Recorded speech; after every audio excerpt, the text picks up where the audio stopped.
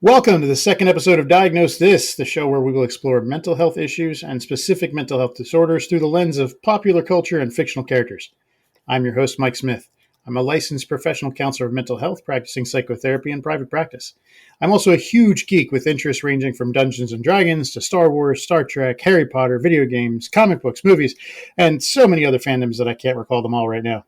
Today on Diagnose This, we'll be talking about Natasha Romanoff, aka Black Widow. Along with my long and amazing beard of loyalty, joining me today as my co-host is Dr. Beverly Griffor. Beverly holds a PhD in clinical psychology with concentrations in neuropsychology and forensics. She is the clinical director at the nonprofit organization Arbor Mountain Therapy and Assessments. Welcome, Beverly. Hi, thank you for having me. I'm really excited to be here today. I am also a ginormous geek. I was raised by geeks. In fact, my earliest memories of my dad are sitting with him reading Doctor Strange comics. So I am a geek, bred of geek stock. I love Lord of the Rings, Star Wars, all kinds of comic books, Doctor Who, huge Dungeons and Dragons fan. Shout out to my cousins who taught me when I was 6. And of course, I'm a longtime fan of Marvel. And of course, Marvel's not the only fandom that's out there in the comic world, but it's the one that's pertinent to today. Thank you so much for joining us today. It's going to be a wonderful conversation we have. Before we move into anything further, I want to mention once again our disclaimer. Diagnosis of mental health disorders can only be done by trained mental health professionals and should only be done after face-to-face interactions between clinician and a client or patient. Given that all the individuals being discussed on this show are fictional, it is not possible for me or any of my guest clinicians, such as Beverly, to have had face-to-face interactions with these individuals. The following diagnoses are done solely for the purpose of entertainment and possibly education. No fictional characters were harmed in the making of this episode. Today we're going to get into Black Widow. We are going to be focusing on the Black Widow from the MCU, the Marvel Cinematic Universe. Most of this season will be focusing on MCU characters. In later seasons, I may decide to go back and review the comic book versions, which can be slightly different, can be majorly different, depending on the character. As of today, during this recording, the movie Black Widow has not hit theaters yet. I'm so excited for that. I can't wait to see it. It's about a month away, which is why this one is really exciting to do. So excited. Is we may find new information in that movie that we hadn't seen before. So we'll get into that. But the history of Black Widow starts with Natalia Romanoff, born in 1984 in Stalingrad, in what was then the Soviet Union. And she was very young. She was orphaned and was either living on the street for a time or being raised by the state. At some point during that childhood, she was recruited into the KGB by General Dreykov. She was placed into Red Room Academy, where she would endure strict, disciplined education and indoctrination into the world of spycraft. She became the star pupil and was soon regarded as a master spy and one of the world's greatest assassins. While still at Red Room Academy, she was forced to execute an innocent man, which would haunt her for years. And in addition to that, the final ceremony to complete her training at Red Room Academy required her to be sterilized so that she would be able to avoid distractions such as pregnancy and children and focus solely on her missions. This was something she deeply regretted later in life. Her ruthless effectiveness would in later years earn her the moniker of the Black Widow. And at some point after her graduation, she came up on S.H.I.E.L.D.'s radar. They became aware of her, and she was deemed a threat by Nick Fury, who sent Clint Barton to deal with her. Barton saw something in her and decided to recruit her instead. He disobeyed his orders, recruited her. Natalia and Clint would go on to form a very deep bond that would become evident from the beginning of Avengers, as soon as they introduced the character of Clint Barton in Avengers. And after that, Natalia worked for S.H.I.E.L.D. and would go on to then be listening to and monitoring Tony Stark after he became Iron Man and things like that. So that is a brief history of Black Widow right up to the beginning of Iron Man 2 when she was first introduced into the MCU. We're going to get into our diagnosis for Black Widow. Beverly, you want to tell our audience what the diagnosis we decided was? Yeah, sure. So we looked at a number of things, and we're going to go through some of that process, differential diagnosis being so important in this kind of work. But what we settled on was antisocial personality disorder. And while there's some things in her history that sort of screamed that, there are other things that made us go, we got to probably look a little bit closer and see how that fits. So we focused our analysis in that area. According to the Diagnostic and Statistical Manual of Mental Health Disorders, the DSM, the therapist Bible, so to speak, antisocial personality disorder is a pervasive pattern of disregard for and violation of the rights of others, occurring since age 15, indicated by three or more of the following symptoms. Can you give us a little bit of a description of what antisocial personality disorder kind of looks like a little bit more? Just a general overview before we get into the specifics. Sure. Antisocial personality disorder is a disorder that seems to be associated with a lot of difficult behavior. So it's problem behavior. Sometimes that's arrests. Sometimes that is a lying. Sometimes that is very impulsive behavior or violent behavior. Sometimes it has to do with caring for yourself or disregarding other people's safety. So like reckless driving is something that you might see a lot in an antisocial personality. But the nutshell of it is that this is a person that has a very difficult time operating in a social context. So they are not really able to conform to the bounds of what we would expect the social arrangement or social construct in a particular situation to be.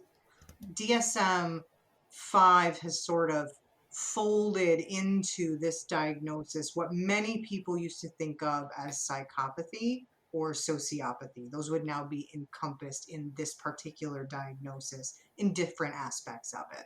I think it's interesting that in clinical practice, the term sociopath hasn't actually been used since the 1960s. But people still use it out in the normal day to day. Absolutely. But yes, we haven't had that Yeah. in the DSM for quite some time.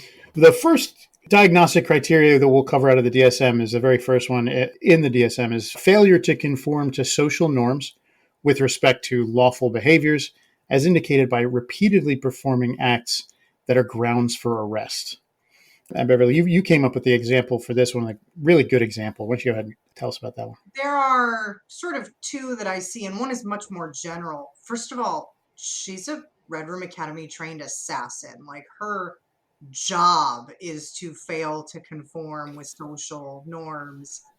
Her training and her day-to-day life, at least up until the place where Clint finds her, we go, okay, well, she's an assassin. She's got red in her ledger, is what she says.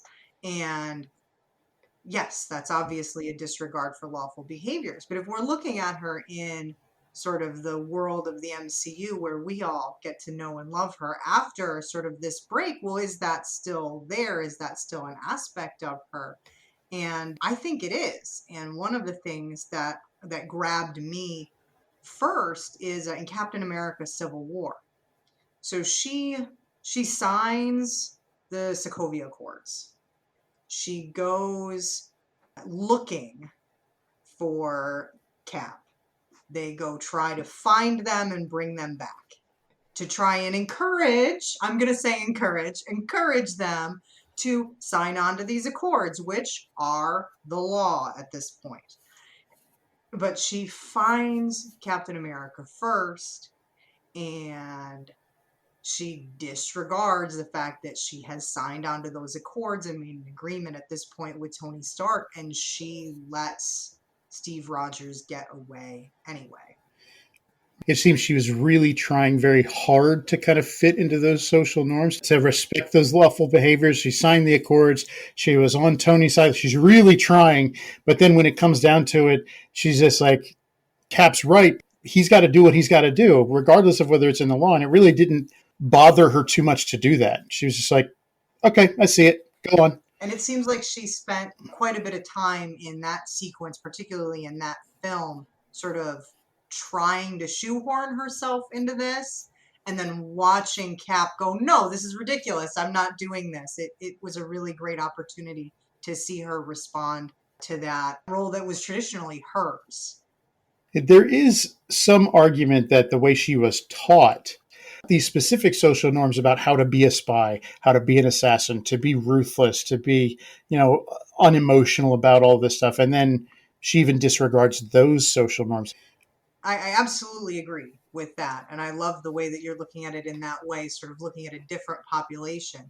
But the other thing to remember is that the diagnostic statistical manual that we're looking at is based on sort of the normal population. So if you take an assassin and drop them in the normal population, sure, maybe they're normal for an assassin, but most people don't do that. And while there's definitely an argument that her training wasn't a choice of hers, this isn't something that she said, "Oh, I want to go and be trained by the KGB." There's actually a substantial body of research that talks about sort of childhood exposure to these kinds of behaviors, particularly in trauma and abuse situations, and how those can influence the development of these same disordered kinds of behavior that we see here with Natasha. And moving into the next criteria with the training that she underwent, the second criteria is deceitfulness, as indicated by repeated lying, use of aliases, or conning others for personal profit or pleasure. A lot of that is just the training that she underwent. Being a spy is a deceitful business. She's got to lie. She's got to use aliases. It's the personal profit or pleasure part that really strikes me. And the greatest example of that was in Iron Man 2, I think. She used the name Natalie Rushman at the time when she was undercover keeping tabs on Tony. And she really did seem to take some pleasure in pulling the wool over his eyes, kind of. This scene applies to another one, but the training montage she had with Happy when they were boxing, she seemed to take great pleasure in just unleashing her skills upon him. Like that deceitfulness was there. So she was playing around with him the entire time. Like she knew she could take him down in an instant, but she let him pretend, like she pretended that she didn't know anything and let him, teach her. And it seemed to be just fun for her. Well, she did exactly the same thing with Loki. So in the interrogation of Loki, I said that the same exact thing. Yeah, she could get the information and then just leave and let him think whatever he wanted. But the part about this particular interrogation, she had to turn around and she had to let him know that she had him. Right. And at the very beginning of Avengers, the first time we see her, there's the interrogation scene with the Russian general, and she's when she gets the phone call, like when the phone call comes in and the general answers it, and it's Coulson on the other end, and like puts her on the phone. She's clearly conning the general and his lackeys. She says to Coulson, "It's like, what do you want? I'm in the middle of an interrogation. These idiots are giving me everything." Right, these morons are spilling their guts, and like it seems like she was enjoying that whole thing. Like she's very much in control of that situation, keeping them off balance, and it seemed to be fun, which I think is where the personal pleasure comes into it for her. And I think beyond it being a personal pleasure, I think it genuinely is a way that she views the world, right? Truth is malleable. Truth depends on who you are and why you want to know in her line of work and her perspective. And she takes this with her in her current iteration, in particular in Captain America Winter Soldier. She's talking to Steve Rogers and she says, she's in the car and they're on their way back and she says the truth is a matter of circumstance. It's not all things to all people all the time. And neither am I. Actually, I think is the end of that of the end of that quote. And it's an interesting way of seeing the way she views how truth and deception interact in that moment. It really is. The next symptom on the list is impulsivity or failure to plan ahead. Now, this particular symptom, I don't really see too much in Natasha. It's not really applicable. I mean, some of the decisions she makes in the heat of battle seem impulsive, but there's usually some kind of vague plan behind them based on the information she has at the time. She's very good at assessing any given situation and making decisions based on that. In Avengers Battle for New York, one of the most impulsive things it seems is her, leaping up off a Cap's shield onto the hover chariot. But beyond impulsivity, I think a lot of those things that you're talking about that come out particularly in those battle sequences, I think those are going to come up a little bit later. They feel, for me, they feel much more reckless than impulsive. Very true. And so I think that they will fall under that category. I agree. She does seem calculated. in what she does. It's challenging to find impulsivity as an example for her. It may have been reckless for her to jump onto that Chitauri hover chariot, but it wasn't impulsive. It was planned. Like she saw them buzzing around and she formulated that idea in her head beforehand. Before she even took one step towards it, she knew what she was going to do. She plans things out very, very much. And by the time we get to Endgame, we see that she's planning ahead for everything. Like she's kind of basically running Galactic Avengers at that point. Like she's ahead of everything. Absolutely. So impulsivity, failure to plan, not one of the check boxes that we have for this one. But we get into the next one, which is irritability and aggressiveness, as indicated by repeated physical fights or assaults. Of course, she is trained to fight. But going back to Iron Man 2 with the boxing with Happy, like, yeah, she loved kind of pulling the wool over his eyes and pretending to be this innocent, I don't know how to fight thing. But at a certain point, she just got irritated with it, and she took him down. Like she just took him down to the ground, and he was shocked that could happen. And then she just got up and walked away. Like that was, and there were some other examples of that irritability and aggressiveness. I mean, not just getting into fights, because running with the Avengers, you're going to get into fights. It's some of those little things. I think that's the best example of that, just irritability coming up and coming out and just becoming aggressive. And her irritability is sometimes difficult to see because she is so buttoned up. Every once in a while, you'll see a sentence or two, snake out when she's, quipping with Steve Rogers or with Cliff or something like that. But because she's so buttoned up, it's very difficult to see that in her behavior. But I love this example with Happy because even Pepper was like, "Oh my goodness!" It was a fantastic example of that. Absolutely. Yeah. The next symptom that we have is a reckless disregard for safety of self or others. Now, she tends to be, from what we see, very concerned with the safety of others, less so with herself. As we mentioned before, throwing yourself up into the air onto the Chitauri hover chariot was an example of recklessness. It was a reckless action, even though it was planned ahead of time. But there are other examples of this throughout the series.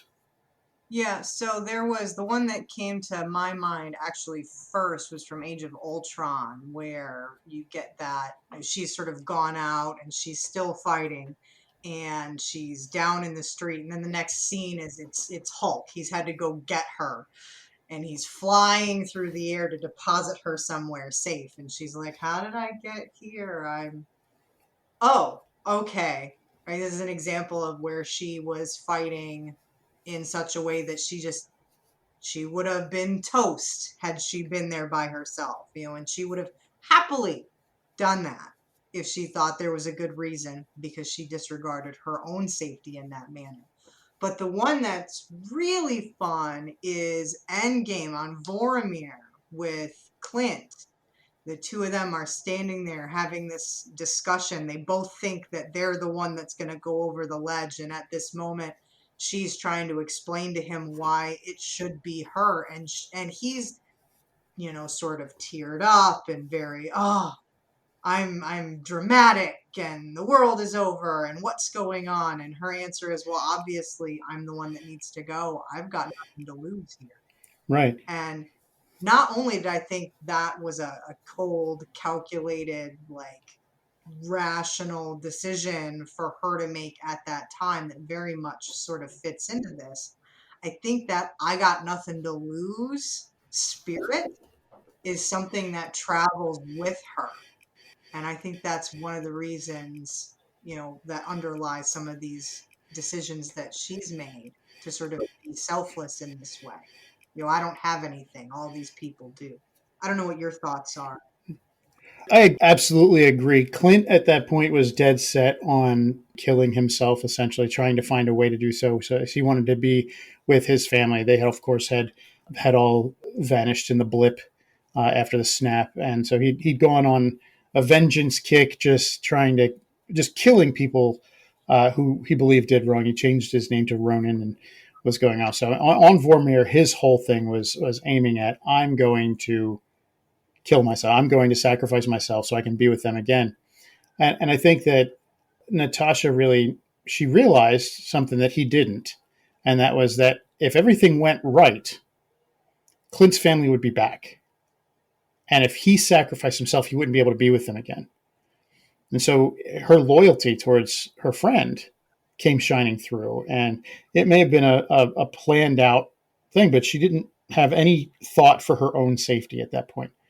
She just completely disregarded the idea that she could make it out of this safely. Just I've got nothing left to lose.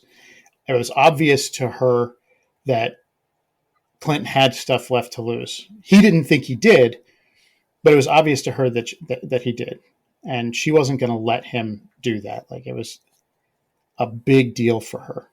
And the thing that I think is important to mention here, her perception that she has nothing to lose, that she says in that moment, that is not consistent with the truth.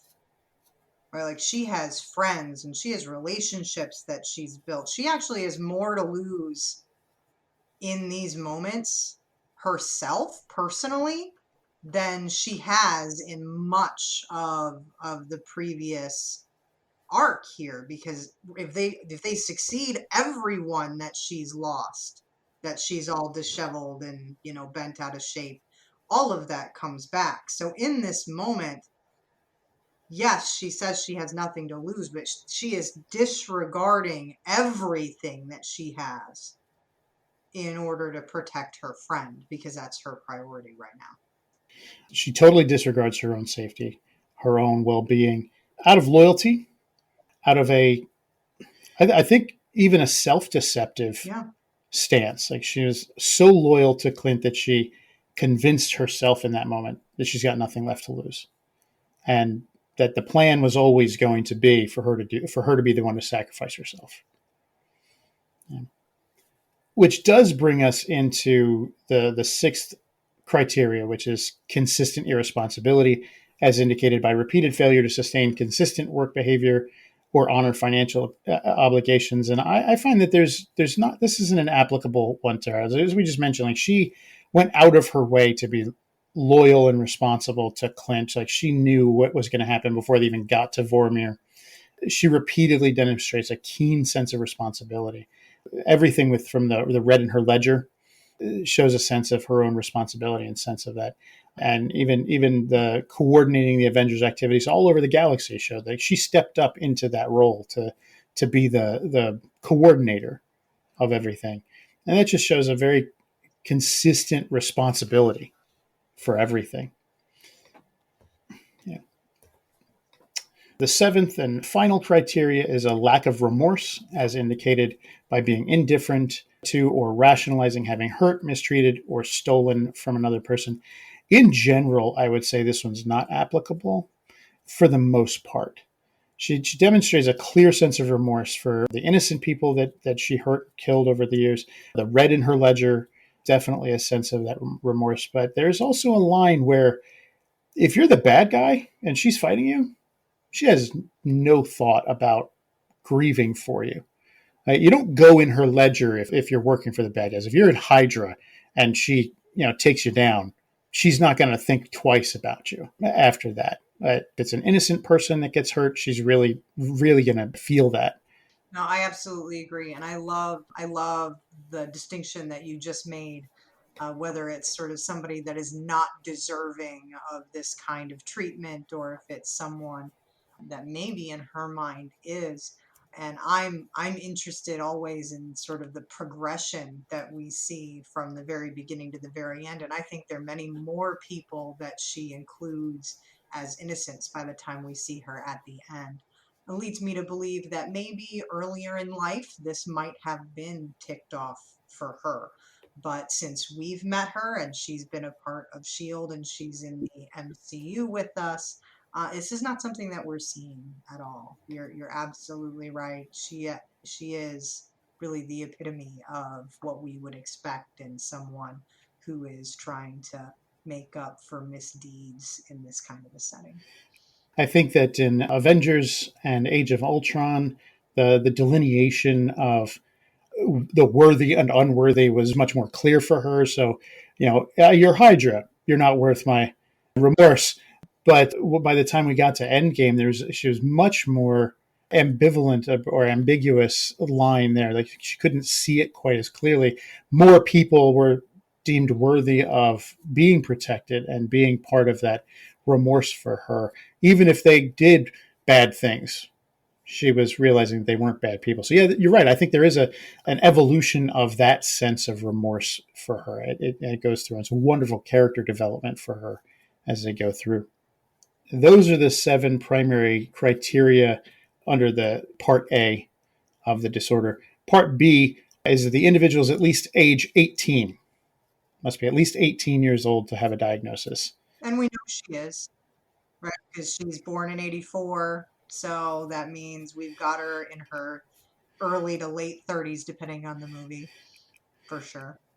I think it's like 32 to 38 is what we see over the course of that time.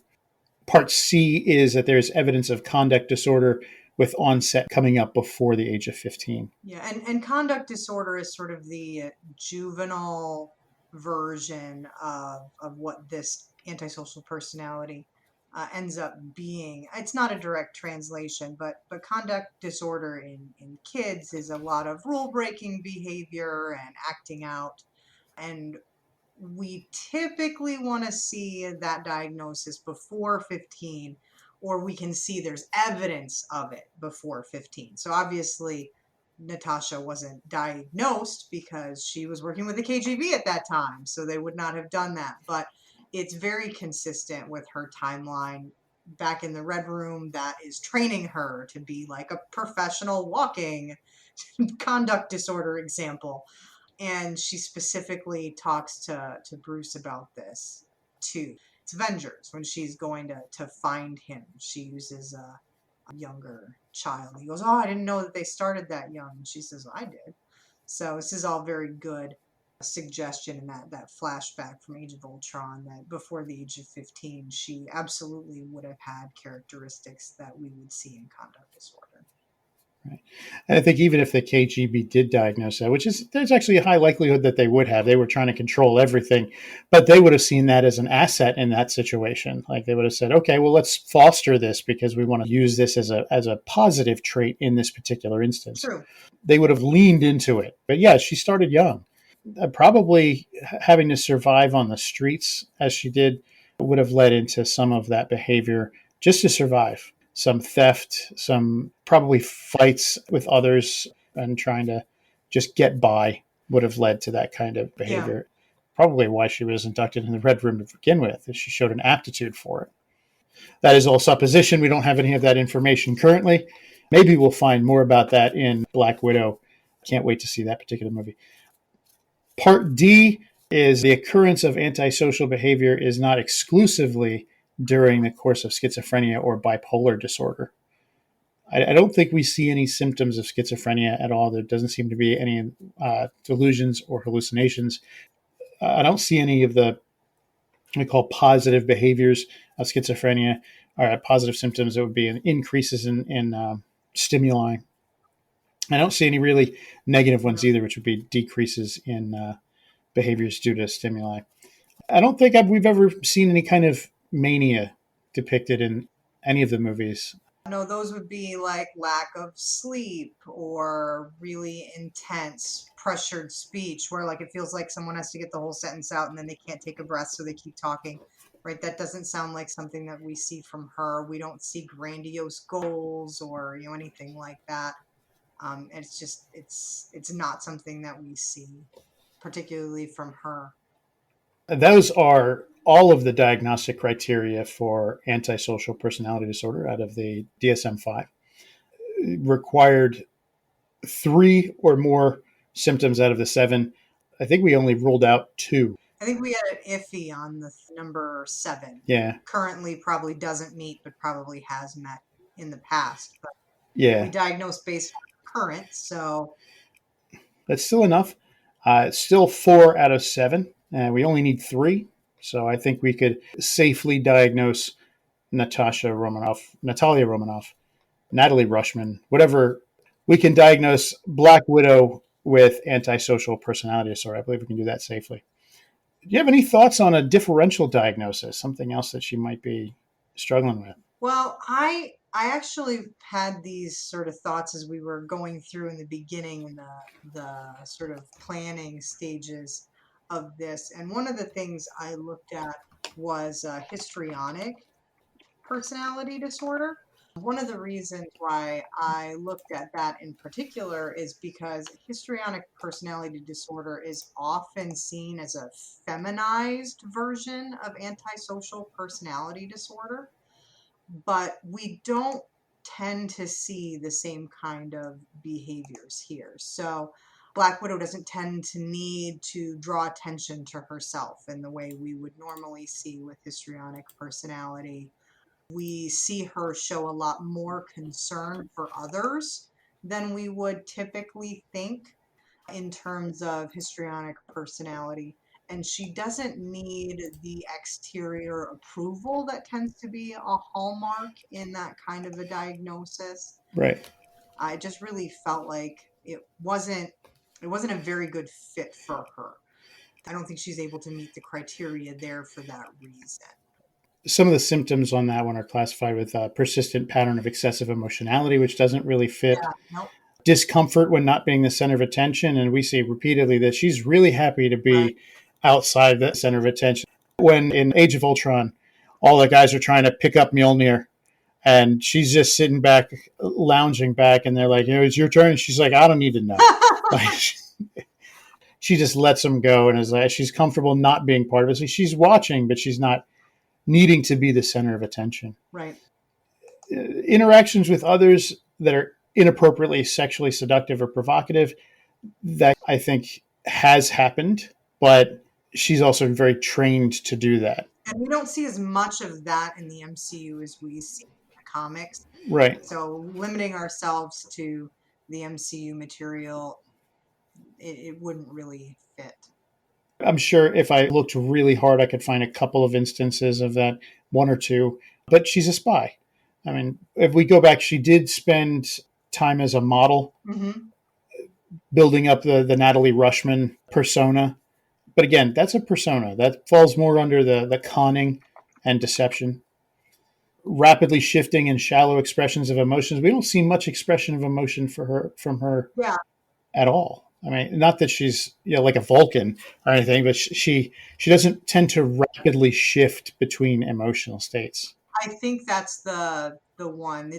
She does actually have a fairly shallow emotional display for the most part. Not always, but for the most part. But I don't see it shifting in the way would be necessary to meet that criteria point. Consistent use of physical appearance to call attention to themselves. I think that quite the opposite is true in some situations. I mean, I'm sure she does that. She's trained as a spy. Using physical appearance to call attention is absolutely true. But she tend to try and not call attention to herself as well. Try and downplay that. Speech that is extremely impressionistic or vague. Yes, she can speak vaguely sometimes. But then she also can speak very, very concisely. Self-dramatization, theatricality, extravagant expressions of emotion. Again, we don't see the extravagant expressions of emotion very much. We see them at times, but often when she's engaged in something else. So we saw it with Loki, for example, when she was engaged in that manipulation. And we see it pop up in those circumstances, but I don't think it's sufficient to sustain its own check mark for a symptom in this way. Again, being a spy comes with a theatricality. You have to be able to maintain that. Yeah. And if you need to be extravagantly expressing an emotion, then you can lean into that as part of, quote unquote, part of the scene, part of what you're doing. But it tends to be just not something we see out of her when she's not on the ball, like when she's not on mission. We don't tend to see that kind of thing. No. Next is suggestibility, or easily influenced by others or situations. And I really don't think she's really much more in control of herself in any given situation. That one's, I just like toss that one out the window right away. Absolutely. And then interpretations of relationships as more intimate than they are. Again, I think we just toss this one out because she's very hands off with people. It takes a lot for someone to get close to her. Right. And she keeps people at a distance and just is like, no, stay away. And it takes a lot for them to get close. And once they are close, she sees them as very intimate, very connected. But at that point, they really are. Mm-hmm. So it's not just that she's viewing them as more intimate. They actually really are. But we do also have to remember that when we're looking, I mean, you do, but the people that are listening, we also have to remember that we're, reading 6, 7, 8 of these characteristic traits. You only need 3 of some of these in order to qualify.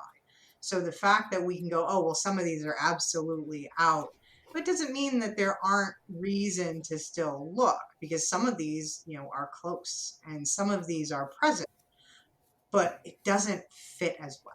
It doesn't speak to and account for the other things going on in her life, in my view. In my view, too, when it comes to diagnostics in mental health stuff, the best right answer is kind of what I tend to go with. In practice, I don't like to utilize diagnostic labels when working with a client in general, but it can help to be able to conceptualize things away. And like I said, the best right answer is usually the one that fits best. And in this case, yes, we see some signs of the histrionic. If we really delve deeply, we might be able to say that, yes, there's enough criteria to fit. But I think there's more that fit with antisocial personality disorder. They're much more clean in that presentation. It's much more clearly defined for that. And so I would say that antisocial personality disorder is the best right answer. And that as a differential diagnosis, I think we can rule out histrionic personality disorder as a general, although it could be a co-occurring disorder that's happening at the same time in some ways. But I think that antisocial personality disorder is the best one. I do want to remind everyone that diagnosis of mental health disorders can only be done by trained mental health professionals and should only be done so after face-to-face interactions with a clinician. And those should be several hours at least of interaction, given that Natasha Romanoff from the Marvel Cinematic Universe is a fictional character. We are not able to offer an official professional diagnosis. This is done solely for the purpose of entertainment and education. And again, no fictional characters were harmed in the making of this episode. I do want to give a big thank you to Dr. Beverly Griffor. It's been wonderful having you for this conversation. It has been a great time talking about Black Widow. I know you're excited about seeing the movie. I am too. Can't wait to have it happen. So excited. And likely to have Beverly back for future episodes talking about Wanda Maximoff, the Scarlet Witch. And in honor of the Disney Plus show, which I'm sure you've been watching, Loki, we will talk about Loki in future episode as well. And that show has been wonderful. It's very likely that I'll wait on that one until after every episode of that season has aired. As you should. Because there's much more to be able to draw from that. So much going on. So much stuff, so much good stuff Love going in there. I don't want to give anybody spoilers on that one, but it is so wonderful. If you haven't been watching it, please do so. Absolutely. Thank you so much for having me. I'm having a great time. I love that I'm able to share this with you and your listeners, and I really hope you let me come back. Absolutely. Like I said, I think we'll have a wonderful time talking about Scarlet Witch and Loki in the future. Me and my long and amazing beard of loyalty, thank you very much for joining us, Beverly, and for everyone who listened to the podcast, thank you very much for listening. We'll see you next time.